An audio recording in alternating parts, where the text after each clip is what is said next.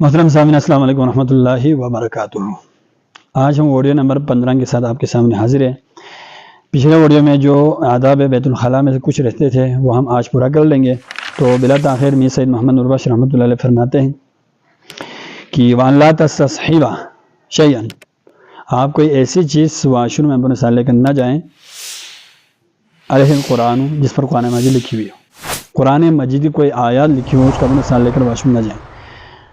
وَالْأَوِلْ أَدْعِيَةِ، یا دعاؤں میں سے کوئی دعا لکھا ہوا ہو اس کو اپنے ساتھ لے کر نہ جائیں۔ او اسم من اسماء اللہ، یا اللہ کے ناموں میں سے کوئی نام لکھی ہوئی ہو وہ اس کو لے کر آپ واش روم نہ جائیں۔ لیکن یہ جو لکھی ہوئی چیز ہے اس حالت میں ہو، اس کنڈیشن میں ہو مکشوفاً، وہ کھلی ہوئی ہو، تو کھلی حالت میں آپ اس کو لے کر واش روم میں نہیں جا سکتا۔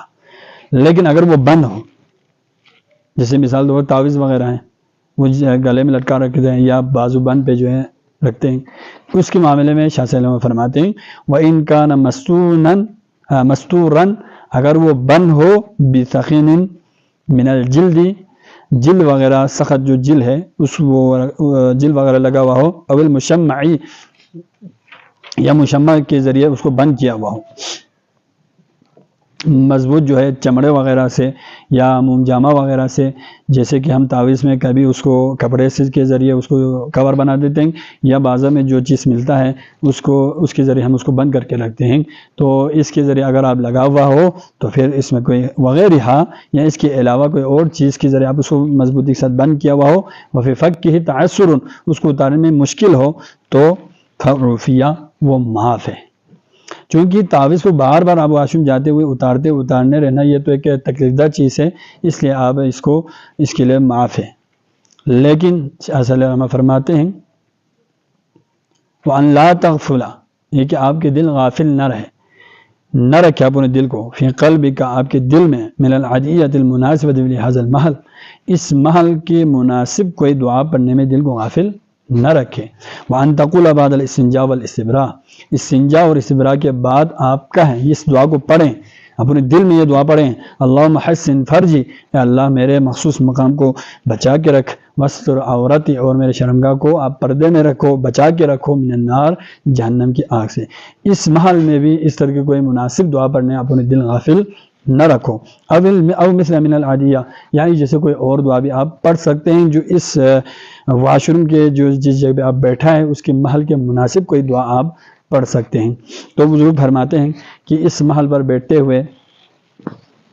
جو ہے آپ ان دعا کو پڑھنے کے ساتھ آپ کو دل میں یہ بھی خیال آنی چاہیے کہ اللہ جس طرح میرے پیٹ کے اندر سے آپ نے اس غلاظت کو، گندگی کو، تکلیف دہ چیز کو آپ نے مجھ سے نکال کر، انتہائی آسان طریقے سے نکال کر، کسی دوائی کی ضرورت نہیں پڑی ہے، کسی چیز کی بھی ہمیں ضرورت نہیں پڑی، ایسے ہی آسان طریقے سے آپ نے میرے اندر سے یہ تکلیف دہ چیز کو نکال کر مجھے عافیت دی ہے، اسی طرح میرے دل کے اندر جو موجود پخانہ ہے، حسد کی شکل میں، بغض کی شکل میں، کینہ کی شکل میں، عداوت کی شکل میں، ایسی گندگی کو بھی میرے دل سے آسانی سے نکال دے۔ اس طرح کی دل میں کوئی دعا ہونی چاہیے۔ یہ ہمارے بزرگ ہمیں اساتذہ ہم نے فرمایا ہے کہ اس طرح کے دل میں خیال ہونے چاہیے کہ جس طرح وہ گندگی نکال دے، ہم سے عافیت دی، اس طرح اصل جو غلاظت، جو روح کو تکلیف دہ چیز ہے اور روح کو گندہ کرنے والی چیز ہے، وہ حسد، بغض، کینہ، عداوت ہے، اس کو بھی ہمارے دل سے آپ ایسا ہی نکال کر ہمیں عافیت بخش دے۔ اس طرح کے کوئی مناسب دعا دل میں ہونی چاہیے۔ تو ہمارے اس سے یہ پتہ چلتا ہے، بزرگان ملت، صوفیہ نور بادشاہ کے ہمارے بزرگان دین ہمیں یہ تعلیمات دیتا ہے کہ بھائی کسی بھی وقت آپ کے دل اللہ کی یاد سے غافل نہ ہو، اور تصوف کا بھی مین چیز یہ ہے کہ آپ کے دل جو ہے اللہ سے جڑے رہیں۔ تبھی تو قرآن کریم نے نوجوان مرد ان لوگوں کا کہا ہے، رجال لا تلہیہم تجارت ولا بیع عن ذکر اللہ،